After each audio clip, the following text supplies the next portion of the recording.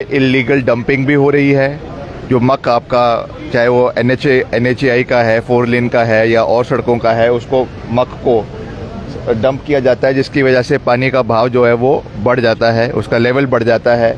उसकी वजह से और ख़ास करके इल्लीगल माइनिंग भी कई जगहों पे हो रही है, जिसकी वजह से पानी का जो रुख है, जो रिवर कोर्स है, वो चेंज हो जाता है, जिसकी वजह से ये नुकसान हुआ है।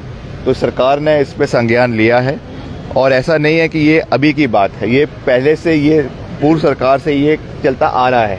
हमारी सरकार ने इसके ऊपर केसेस भी दर्ज किए। मैंने DGP से भी बात करी और उन्होंने कहा कि हमारी सरकार में ही 6 महीने के कार्यकाल में करीबन 750 केसेस जो है वो इलीगल माइनिंग के रजिस्टर हुए हैं।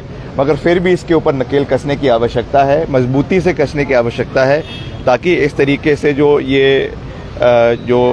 ये माइनिंग हो रही है, इससे जो नुकसान पर्यावरण को हो रहा है, इससे हम बच सकें। जहाँ जहाँ भी नुकसान हुआ है वहाँ का हम दौरा करेंगे और वहाँ का जायज़ा लेंगे। जो भी नुकसान हुआ है उसकी बाकायदा रिपोर्ट बनाई जाएगी और उस पे जल्द कार्रवाई। हम प्रयास कर रहे हैं कि हमारे जो खास करके सड़क मंत्री हैं नितिन गडकरी जी, मैं उनसे मिला और उन्होंने 400 करोड़ रुपए हिमाचल को देने की बात उस समय भी कही थी। डैमेज में और रिलीफ में और डिज़ास्टर मैनेजमेंट में भी जो है वो गृह मंत्री अमित शाह जी ने भी कहा है, प्रधानमंत्री जी ने भी कहा है कि हिमाचल को सहयोग दिया जाएगा। कुछ पैसा आया भी है, मगर उसमें और पैसे की आवश्यकता है। करीबन 1000 करोड़ रुपए प्रदेश सरकार ने केंद्र सरकार से मांगा है, तो मुझे विश्वास है कि जल्द वो पैसा जो है वो हिमाचल को मिलेगा। अभी तक उसमें से बहुत ज़्यादा पैसा हिमाचल को आया नहीं है, मगर जल्द वो पैसा आएगा, ये हमारा पूरा विश्वास है। क्योंकि ये कोई राजनीति का समय नहीं है, हमको दलगत राजनीति से ऊपर उठकर अपने क्षेत्र के लोगों की रक्षा करनी है और उनको इस बाढ़ की जो स्थिति आज बनी हुई है, इससे बाहर निकालना है। देखिए, मैंने पहले भी कहा था और आज भी मैं उस बात पे अडिग हूँ, और ऐसा नहीं है, हम जो कहते हैं उस पर हम खड़े रहते हैं। और ये बात मैंने नहीं कही है, ये बात कोई विक्रमादित्य सिंह ने नहीं कही है।